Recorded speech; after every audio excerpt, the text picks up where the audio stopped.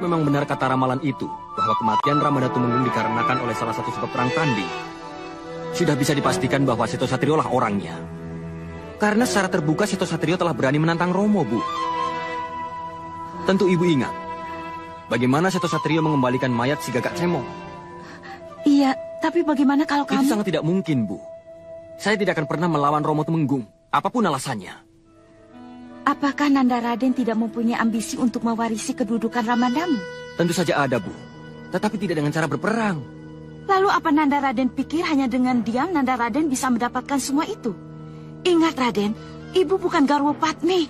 Ibu ini hanya selir. Mana mungkin anak seorang selir bisa menggantikan kedudukan Ramadanya?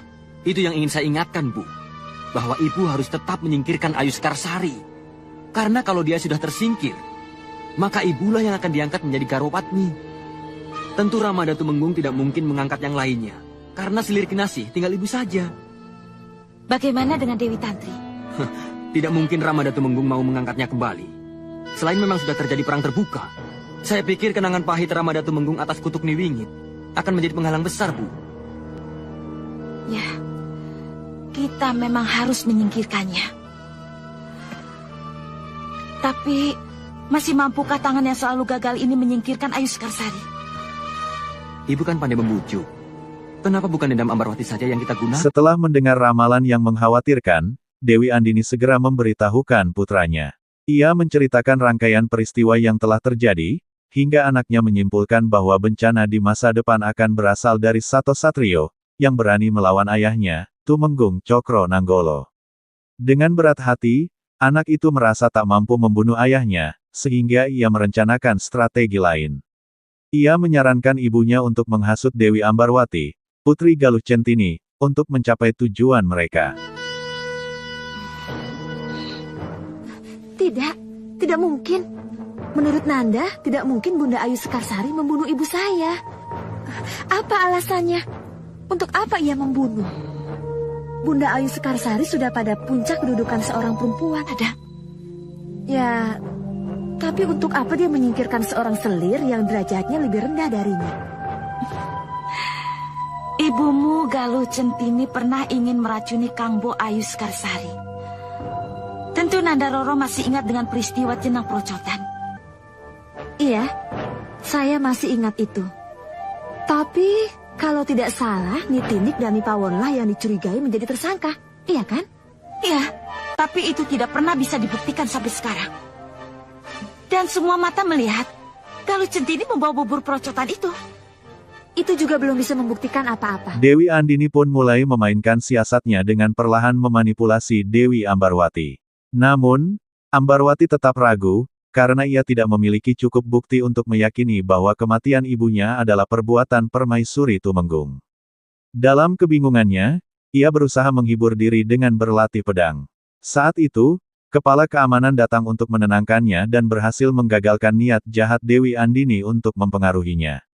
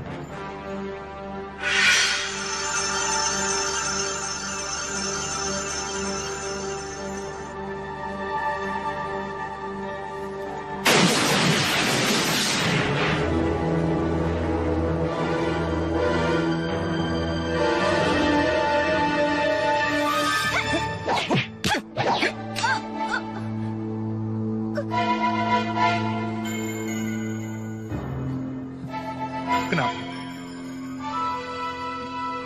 Ada apa? Kenapa kamu akhiri latihanmu dengan kemarahan, Amarwati? Ada apa sebenarnya? Pembunuh ibu saya, Kang. Saya harus menemukan dan membalas dendam. Tapi sampai sekarang, kita masih meraba siapa pelakunya. Orang dalam, Kang. Dia orang dalam. Orang dalam? Siapa? Ada yang membisikkannya pada saya. Siapa yang kamu... Bunda Ayu Sekarsari pelakunya. Amarwati. Menepuk nyamuk saja dia tidak mampu. Heh, bagaimana mungkin menancapkan cundri ke dada ibumu? Tapi kenapa orang itu begitu yakin? Sebab dialah pelakunya.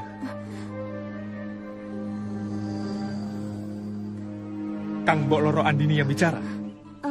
Dari mana Kakang tahu?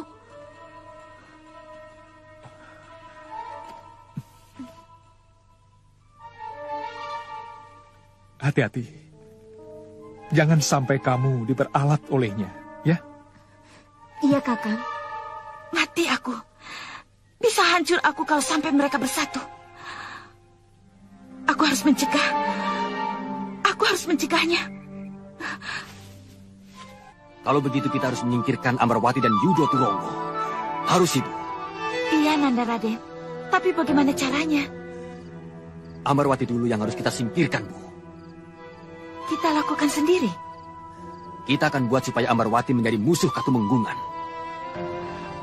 Maksud Nanda Raden? Ibu tentu masih ingat bagaimana dengan siasat Ken Arok, Kris Empu Gandring, dan bagaimana Kebo Ijo menjadi korban. Ya, ya. Ibu tahu. Ibu mengerti maksud Nanda Raden. Ibu, kenapa Ibu diam saja? Kenapa Ibu tidak pernah memberikan aku mimpi? Kenapa Ibu tidak pernah membisikkan padaku? Siapa manusia keji yang telah membunuhmu? Kenapa, Bu? Kenapa Ibu diam saja? Kenapa, Bu? Kenapa?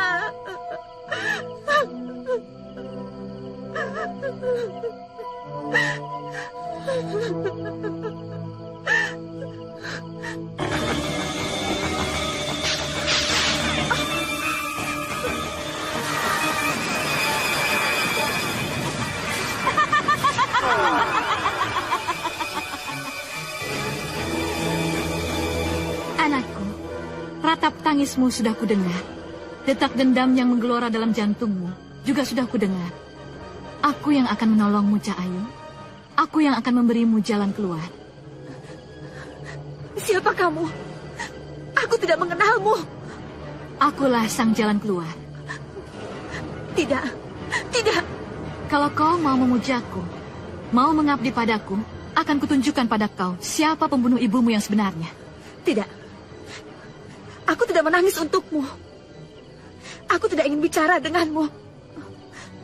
Jadi pada ibundakulah, aku menangis dan mau bicara.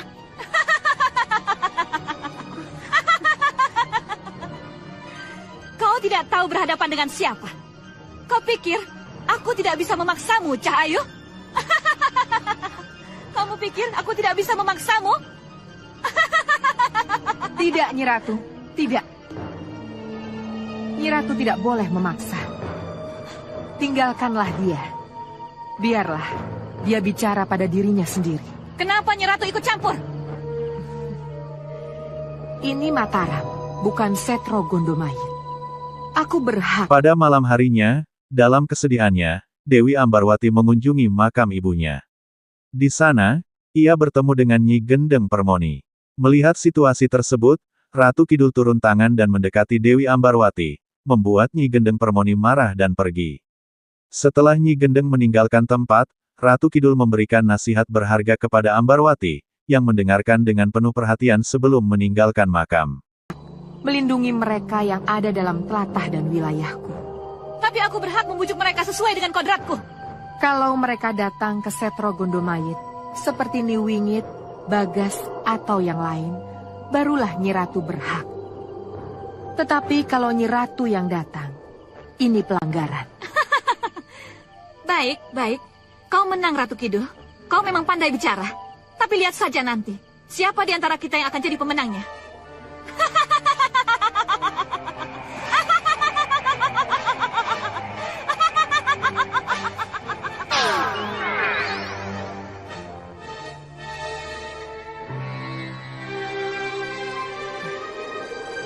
Seharusnya kamu jangan ganggu ibumu.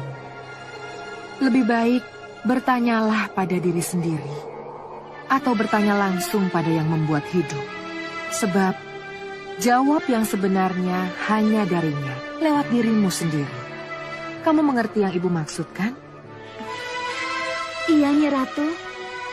Baik kalau begitu, lakukan seperti yang telah kamu ketahui.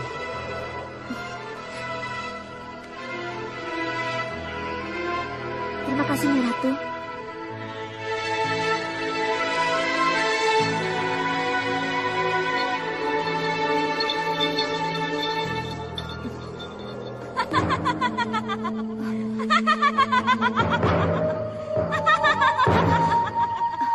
Ambarwati, Ambarwati. Kita lihat saja nanti. Kita lihat saja nanti.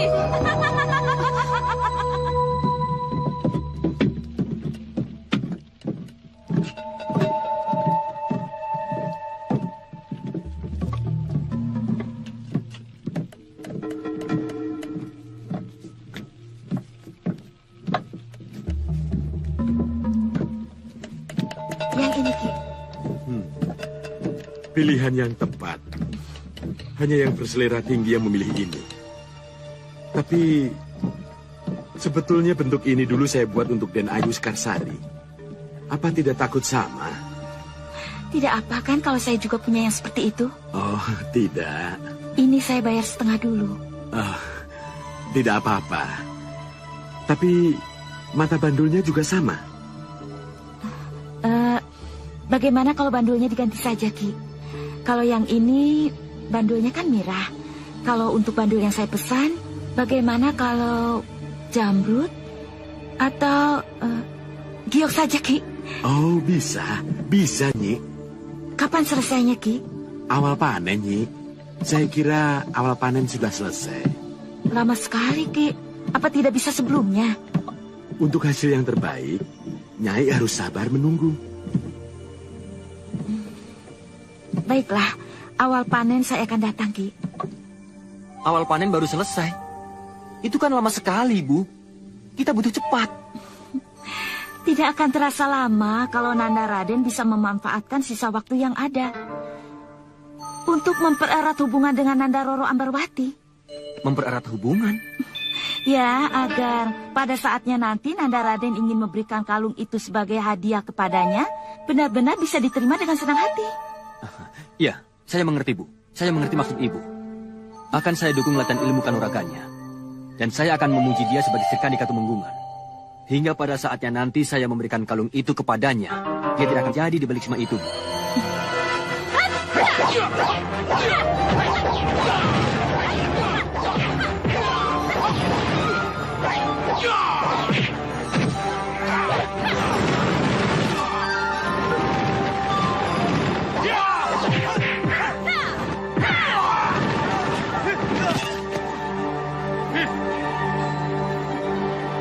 Bagus.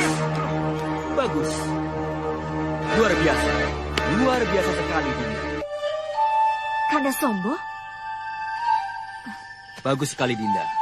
Bagus sekali. Perkembangan yang luar biasa. Kanda, saya tidak senang kalau latihan saya dilihat. Keesokan harinya, Dewi Andini, selir raja, menyewa seorang perajin untuk membuat kalung yang mirip dengan milik permaisuri. Dengan cermat, ia menjelaskan rencana liciknya kepada putranya, memasangkan kalung tersebut pada seseorang agar mereka dituduh sebagai pembunuh permaisuri. Rencana penuh intrik ini pun mulai dilaksanakan, dengan tujuan menjatuhkan lawan-lawan mereka dari dalam. Apa salahnya kalau kandamu ini yang melihat Ya, pokoknya saya tidak senang. Cukup. Latihan selesai. Kalian boleh kembali ke pos masing-masing. Silahkan. Haruskah latihan selesai hanya karena kedatangan saya? Maaf, Raden. Mereka sudah sangat lelah. Mereka butuh istirahat. Iya, ya, saya mengerti. Baiklah. Maafkan saya, Kanda. Mohon jangan datang lagi ketika saya berlatih. Tapi kedatangan Kanda ke sini kan untuk memberikan pujian. Apa bertepuk tangan dan memberi pujian itu dilarang?